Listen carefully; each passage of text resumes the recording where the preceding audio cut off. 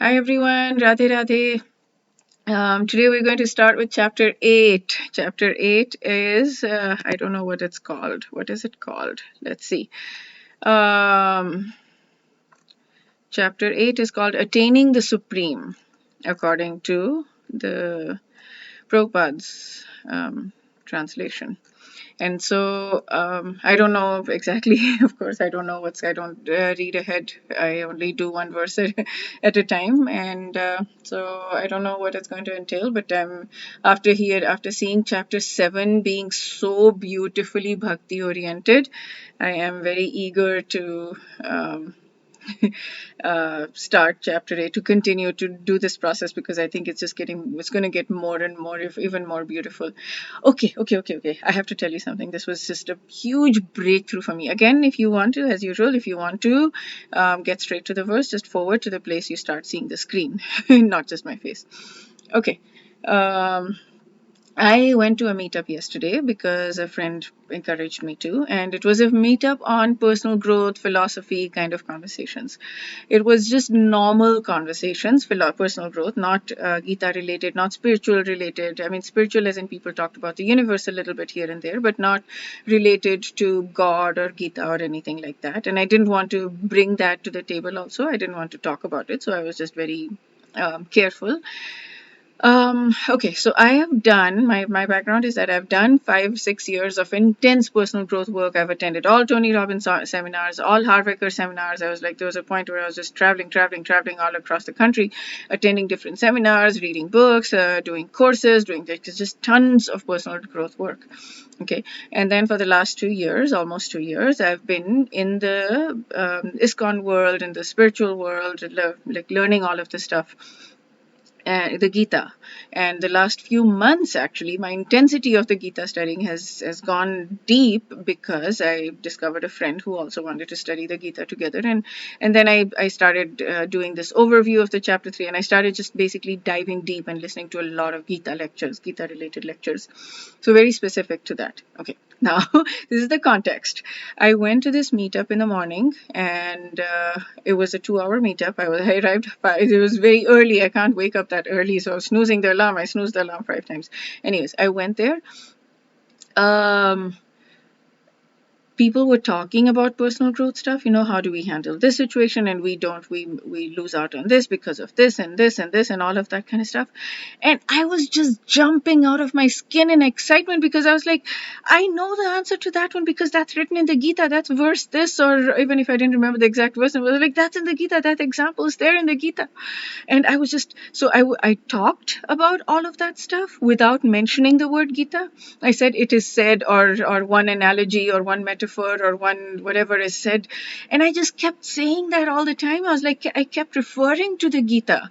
I loved it like mad. I loved it so much. And I loved the people there, the brains of the people that were there. They were just people were so excited and very intelligent and very motivated to talk about personal growth stuff.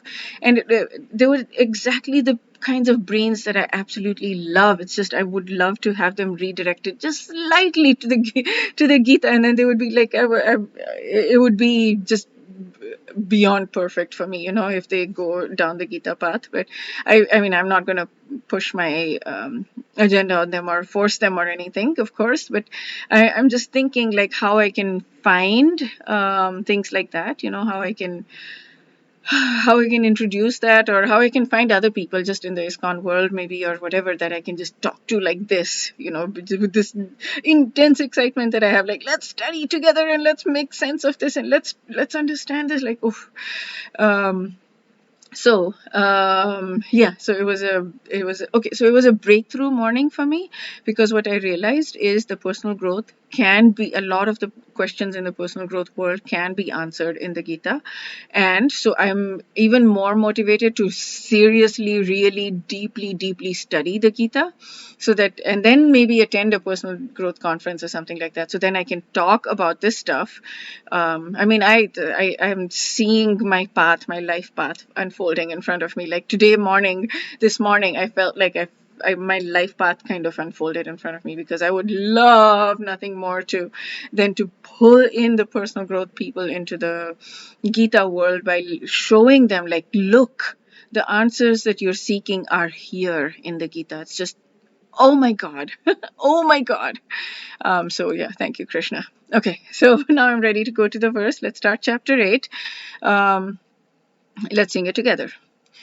Arjuna Uvacha Kim tad Brahma kim adhyatmam kim purush kim karma purushottama adhibhutam cha kim proktam adhidevam kimochyate. Okay, so the translation is: Arjun inquired, O my Lord, O Supreme Person, what is Brahman, what is self, what are fruitive activities, what is this material manifestation, and what are the demigods? Please explain this to me. So this is the previous chapter where Bhagwan talked about these three things, and Swami Kundanand had said that he's going to talk about them in the next chapter. Arjun is going to ask questions and he's going to further explain. So what is Adhyatma, the individual soul? What is Karma? What is Adhibhut, and who is said to be Adhidev? Who is Adhiyagya in the body? Okay, so that's the next verse. So he's merged two verses, 1 and 2. So this is the verse. So so what is Adhyatma, what is Karma, what is Adhibhut, and what is Adhidev? So these three words, Adhyatma, Adhibhut, Adhidev, he had talked about earlier. And so he asked 5 questions basically. What is Brahman? What is Adhyatma? What is Karma? What is Adhibhut? What is Adhidev? And then he asks more in the next verse. Okay, so yeah, that's it for this verse. We'll do chapter 8, verse 2 in the next video. Wish you a day filled with spiritual growth. Radhe Radhe.